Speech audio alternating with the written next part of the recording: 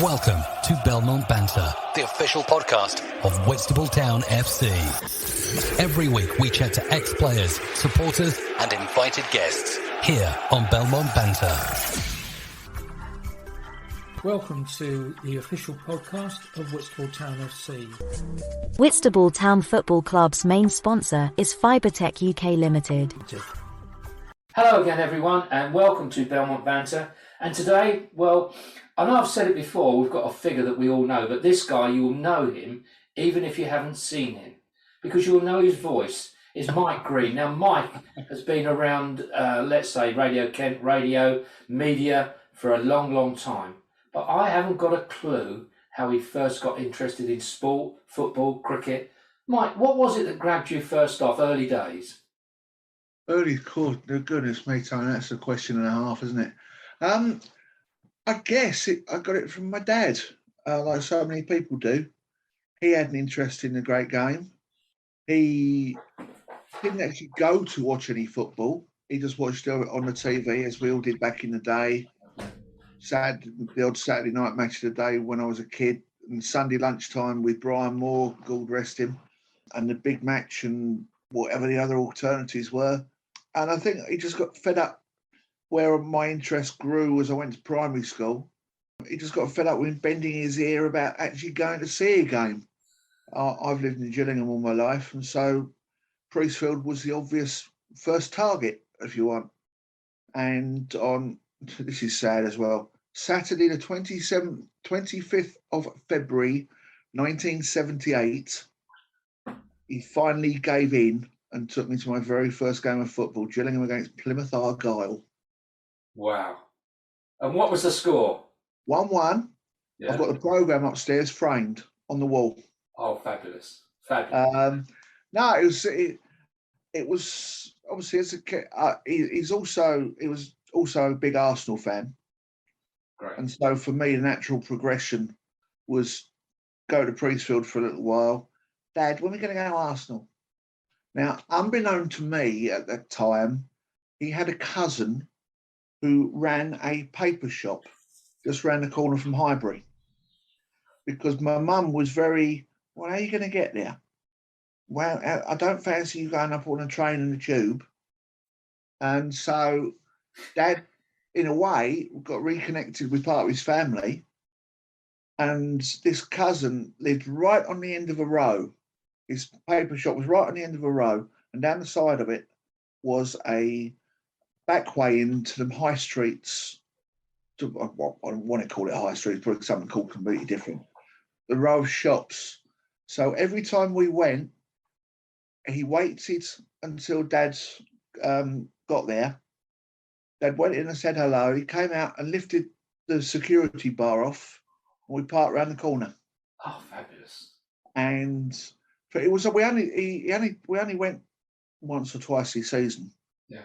And that was in the days of people like Terry Neal, Don Howe, Pat Jennings was in goal, my first all-time footballing hero, and people like Sammy Nelson, Frank Stapleton, Liam Brady, and all those sort of players. And I don't know if you've ever seen the film Fever Pitch. No, I haven't. Actually, one of the few I've not seen. I'll watch for any football fan. Yeah. Because that could, the young character depicted in that, Colin Firth's character, I think it is, if memory serves, was me to a T. The way that film got walking into Highbury in the first place and then walking into the top tier of the stand to sit down, I can relate so much to that. It's almost a self-biog. But no, as we went to the first game at Highbury was against Norwich in, I think it was about April 79, a couple of weeks before they played Man United in the cup final that Arsenal won 3-2. God dear, you're a bit of a memory man as well. Sadly, memory's in the wrong place. Some people have said to me in the past, I know a lot of a very rude word about a lot, and not a lot of what I've anything useful. About all. Yes, I know what you mean. Yeah, it's memories, isn't it, Tony? Yeah, it is. It's what football for me is all about. One thing you can always look back on, there are always going to be memories. Very true. And I think anybody who loves football, like your good self does, like I do, like others like us do, will always have those memories. Very true. So when did you physically yourself start getting involved? When did you first kick a ball? I think I played for a team in, I don't know why, but I never actually played for anybody in the Medway Towns as a kid. I was at Moat Park in Maidstone one Saturday afternoon, I can't remember what day of the week it was, couldn't tell you. And Dad and I were just kicking a football to each other. And this guy came up to us and said, "Are you looking for someone to play for?" Because he ran a team in one of the Maidstone leagues. All right. And was short of players. Wow. And so we basically got in touch with this gentleman. He actually lived in one of the roads off of Moat Park. And went to play for a team called the Dolphins. That's not one I've heard of. No, I don't know if they're around or not. I don't know if they're around or not. I've got no idea. Yeah. But we played.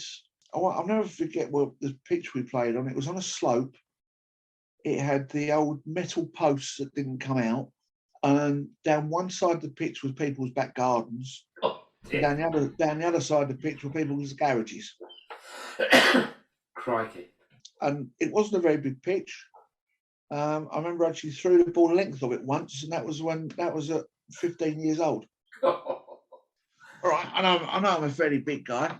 Back in his seat just to reiterate the point. But it was strange. It was strange. I had a couple of years over there. I've never been the most fleet of foot people. What position did you play? I mean, you are a big guy, so were you big then? Yes. So you tell me. Centre back.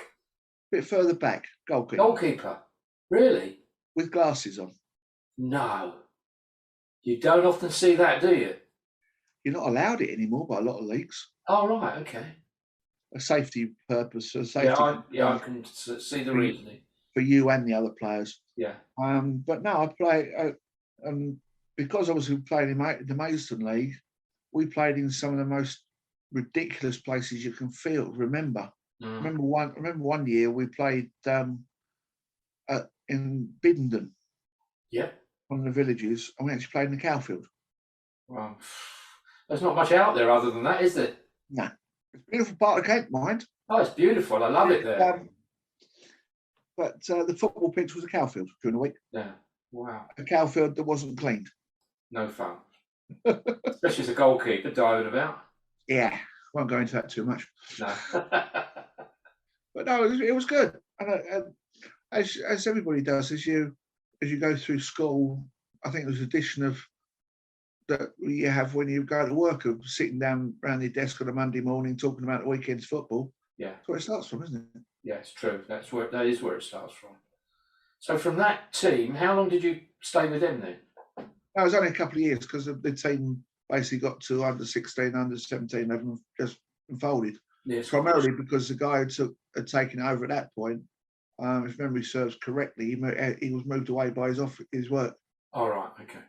And then I didn't really play again much until, oh crikey, until I was probably in my late 20s. All right. What, still in goal? Yeah, still in goal. Still with glasses? Alternating between them and contact lenses. Oh, right, okay. And then unfortunately I found myself with a stomach ulcer. Oh dear. I was only 21.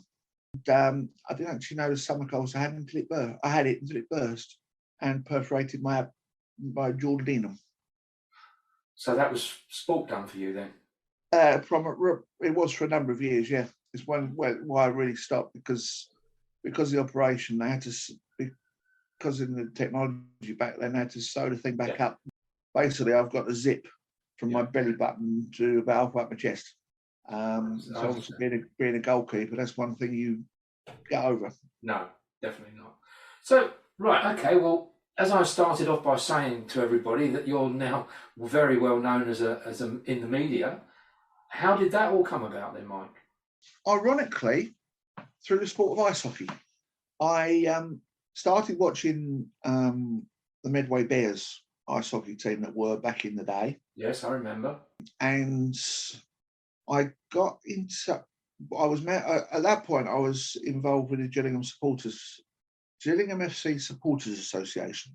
And we ran an event for, ironically, Pudsey Bear. Oh, right. It was a county-wide, we invited kind of clubs from all over the county to a five-a-side competition in the Street Sports Centre. And to get what we needed for that, at a Gillingham game, I went to see the Radio Kent reporter that was there that day, which just happened to be John Warnick. Oh, right. Good old John. Yeah. And I got talking to him. We got to know each other over a few weeks, basically for me pestering him to, what can we do for this, what can we do for that, come and see us on the day, that sort of rubbish. Yeah.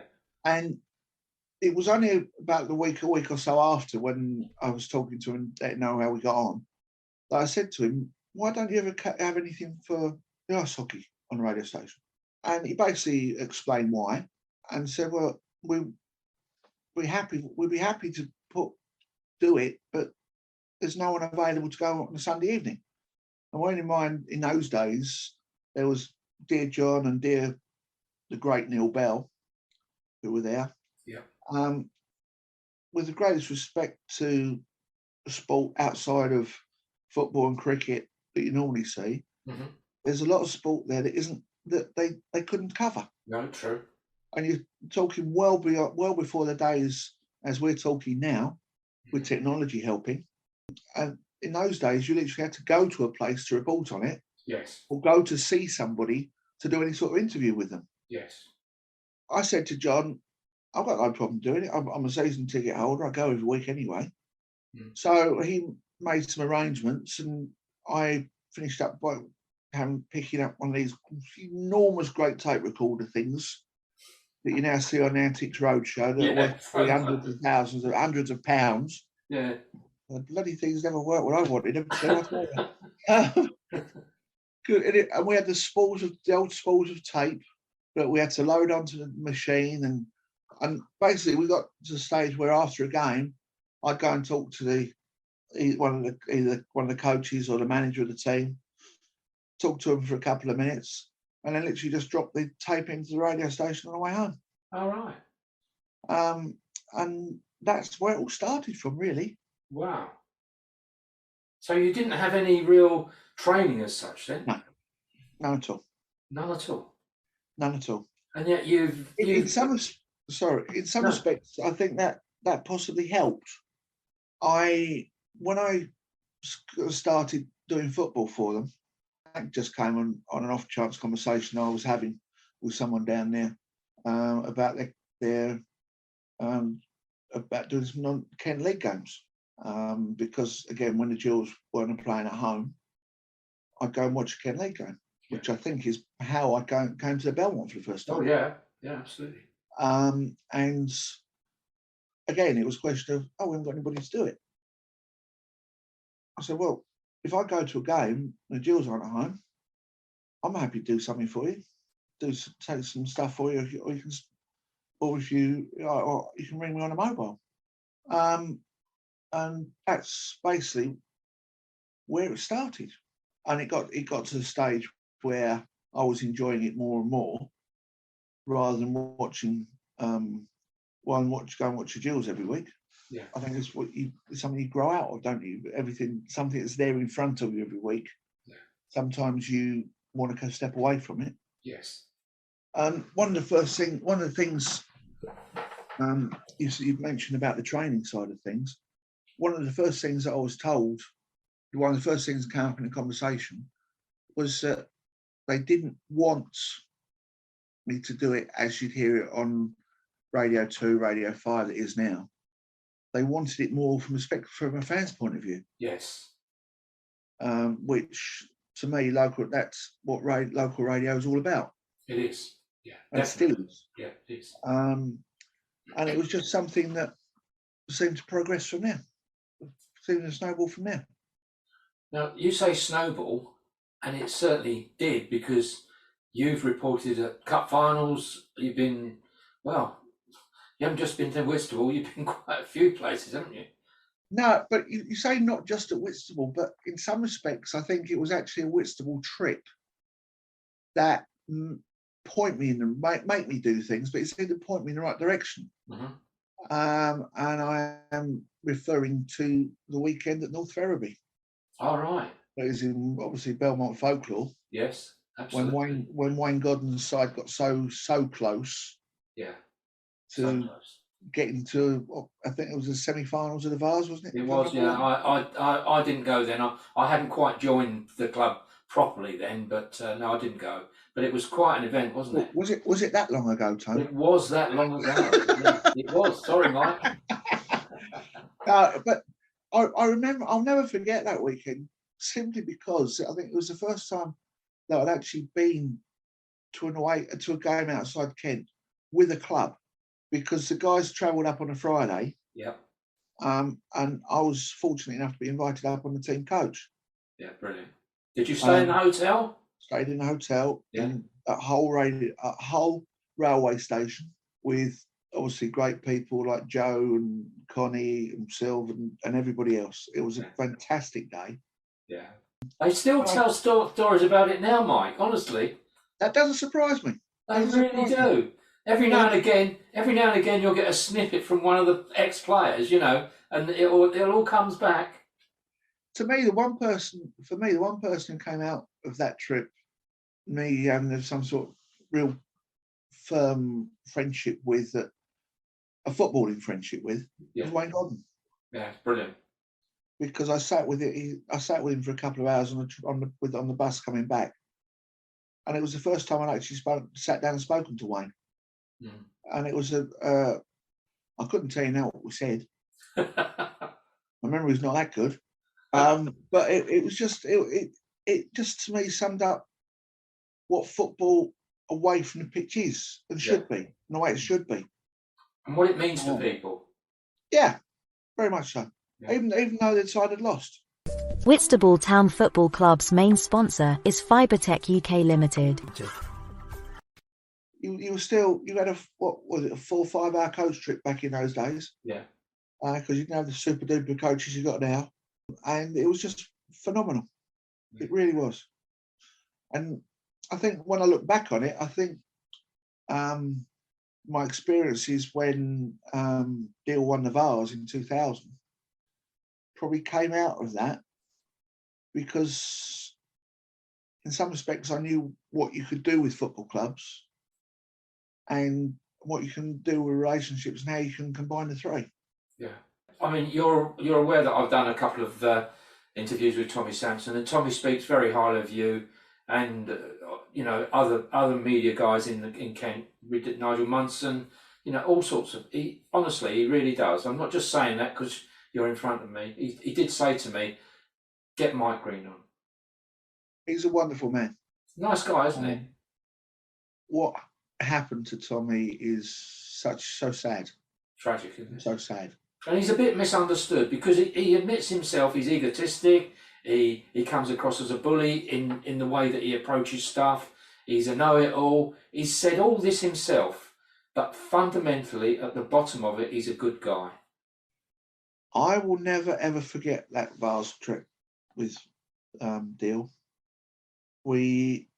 There's a couple of things that will always stay in my mind, apart from the final itself.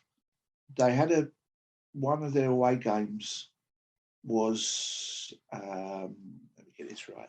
On one of the away games, they stayed in a hotel, and I was fortunate enough to be allowed to go and stay, not to stay with them the night before, because I was working in those days, because all this was, the radio was just part time. Yes, of course. I had a proper job in the city.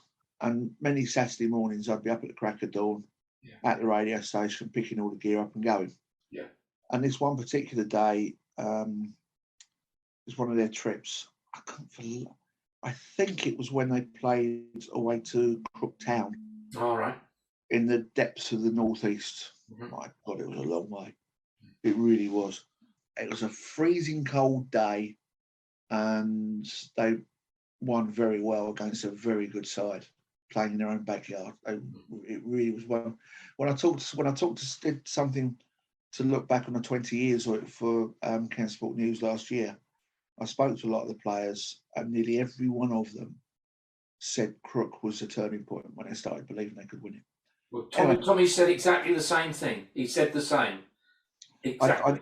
I digress a little bit. Anyway, the thing I remember that I'm sure it was that night, but I'm not sure. I'm sure it was a Crook away game. They stayed in the hotel that was, because obviously where it was up in that part of the world, you're out in the middle of nowhere. Mm-hmm. And there was a local village down the road from where the hotel was. And Tommy let the players go and celebrate and said, look, it's up to you what you do tonight. Coach leaves at X time in the morning. So I'm sitting in the bar. Tommy was there. Steve Lovell was there. And Keith Lissenden was around, Tommy's number 2.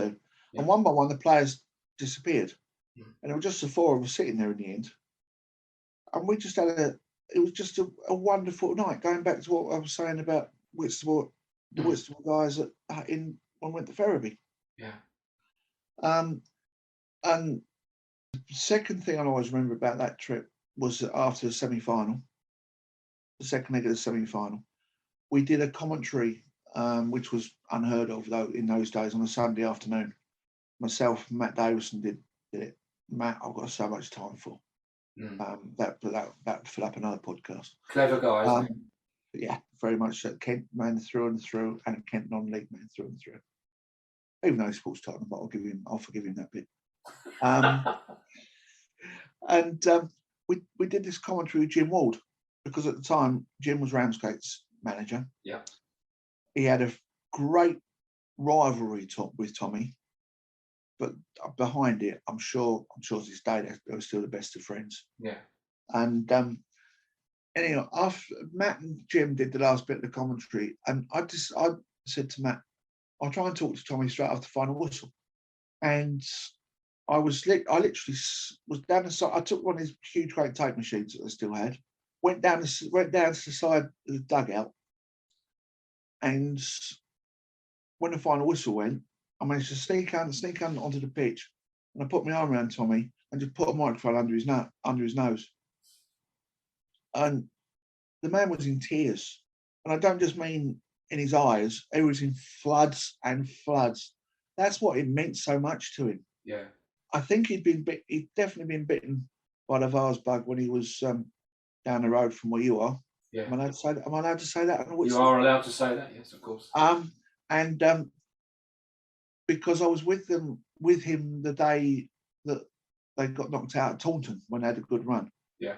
In that particular camp, in that particular era, you had Tiverton and Taunton that were the 2 sides to beat. And if you would avoid them as long as possible. Absolutely. But the Bay went down to Taunton and they lost 5-2, but it was never a 5-2 game. And I think from that moment on, Tommy just had this passion of getting to Wembley. It was something he felt he had to do.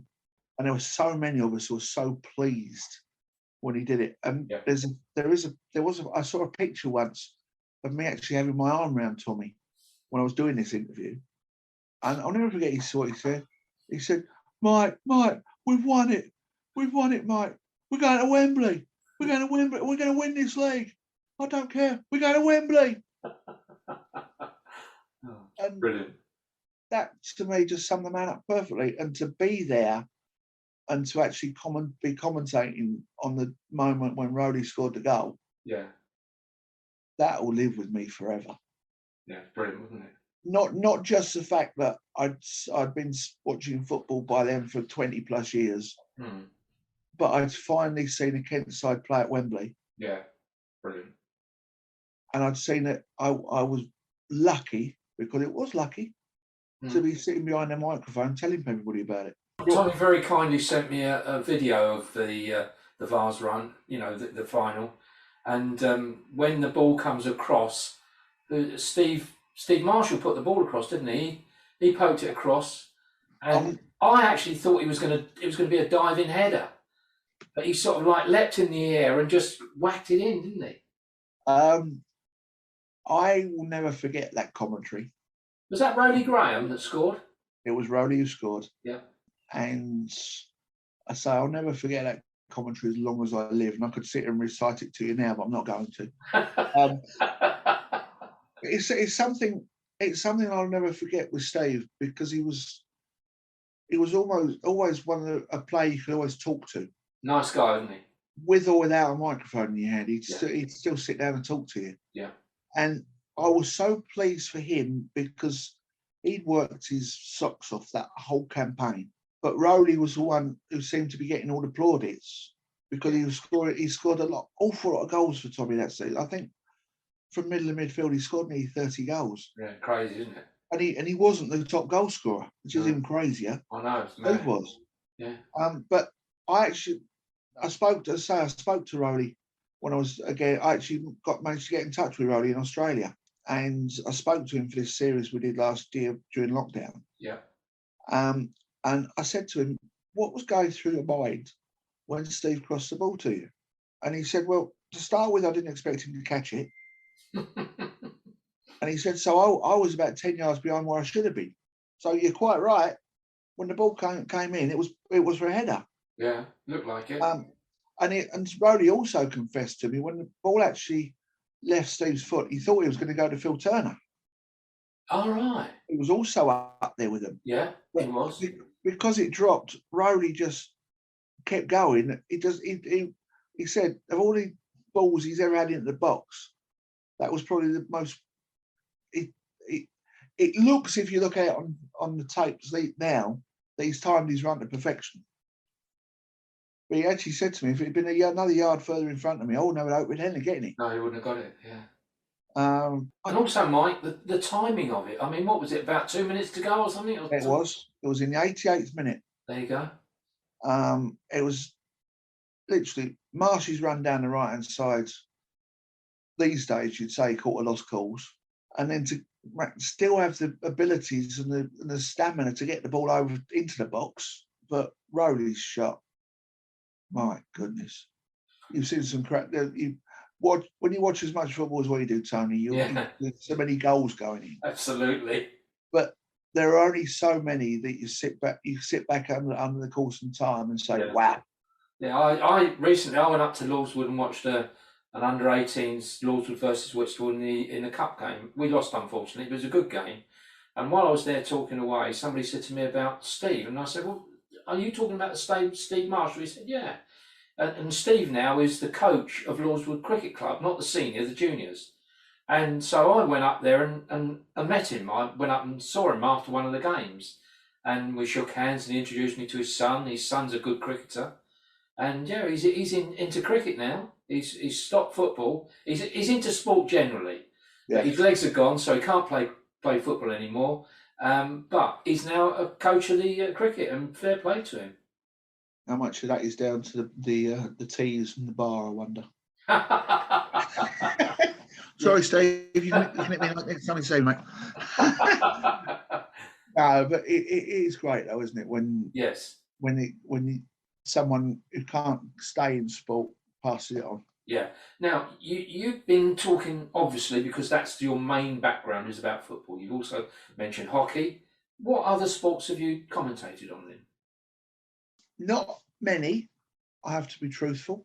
I went through a stage of going to Brands Hatch for World Superbikes and British Superbikes. Oh, yeah, that was popular, wasn't it, back in the day?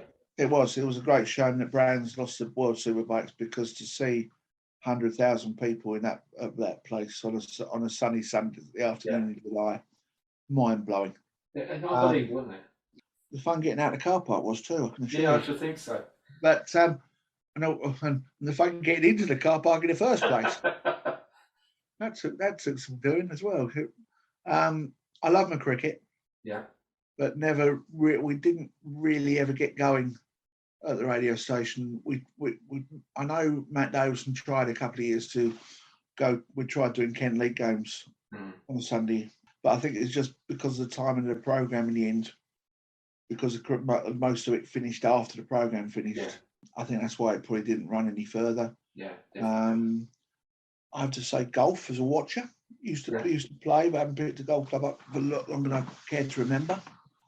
But was very fortunate enough to be able to work on 2 Open Championships for the radio station, the Royal St George's. Fabulous.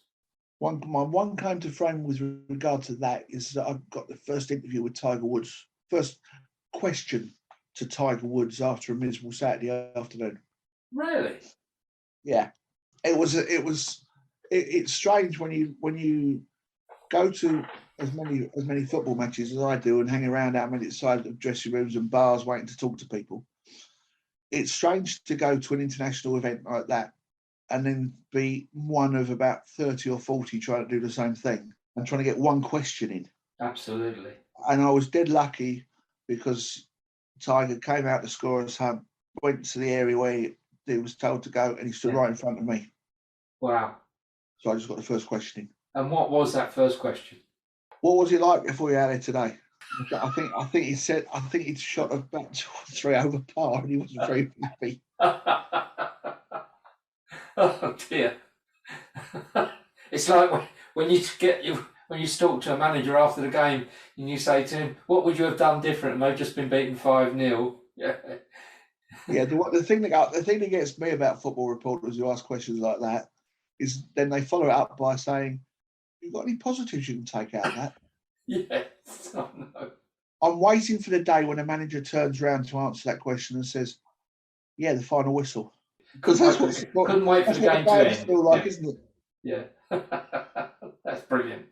That's really good. Well, we started off you talking about Gillingham, and we've gone through all the football.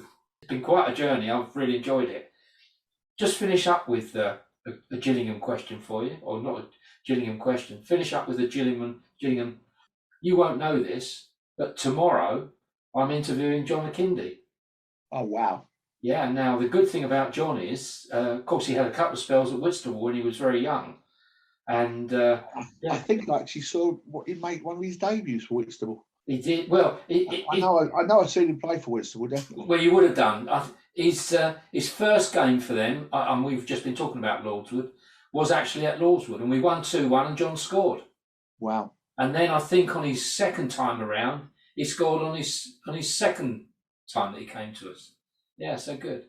So that will be interesting. I'm really looking forward to it. It's a good I can remember seeing John play for Gravesend, Ebbsfleet as well. Yeah, very well for them. Very well for them. Well, I think we had him on loan when he was with Gravesend, Ebbsfleet, as you say. We had him on loan. That's how it all worked out. But I don't know. Other than that, I haven't got a clue how he got into football. Not a thing. So that'll be an interesting chat. Definitely, he's a wonderful guy as well. I've spoken to him a couple of times. Nice kid. Stuff I still do for KSN through with Gillingham. Yeah, I've spoken to John a couple of times, and on the pitch, he's what I'd call a good old-fashioned English centre forward. He is, isn't he? Off the pitch, he's as nice as you can get. Nice guy. Now they tell me, and I'll find out when I interview him. They tell me he's got 1 or 2 little quirks and things that he does. Somebody mentioned to me the weekend when I said I was speaking to John, ask him about the chairs. Do you know anything about chairs? I could make a comment, but I'm not going to. Okay, well I'll wait. I've got to ask John. I've got to ask John that question. So I think that's a best place. We'll leave it there because we've left it hanging in the air, and that will be coming up. So that's fine. It's been great today, mate. I've really enjoyed it. Nice to catch up, actually. And you, Tony. It's been far too long. All right, mate. I wind up here. So from me here at Belmont Banter, it sounds so strange me saying this, and from Mike Green at the other end of the phone, it's goodbye from me, and we'll speak again soon. Cheers, Mike. Thank you. Cheers, Tony. If you know anyone who has a story to add to our podcast, then email questions wtfc@mail.com.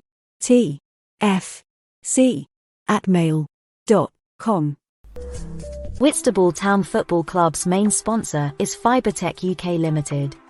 They are providers of optical fiber services to the telecoms industry, specializing in optical fiber provision, local and long haul. We offer a full turnkey solution to our clients throughout London and the south of England. Contact us through the website for more details. Your host, Tony Rouse, every week on Belmont Banter for news about local football in Kent and beyond. I do hope that you've enjoyed today's episode of Belmont Banter. Don't forget there's a new episode out every week which comes out on a Sunday night, early Monday morning. And you can leave your suggestions for a guest to invite at the end. And leave a like, and don't forget to pass it on to all your mates. Cheers!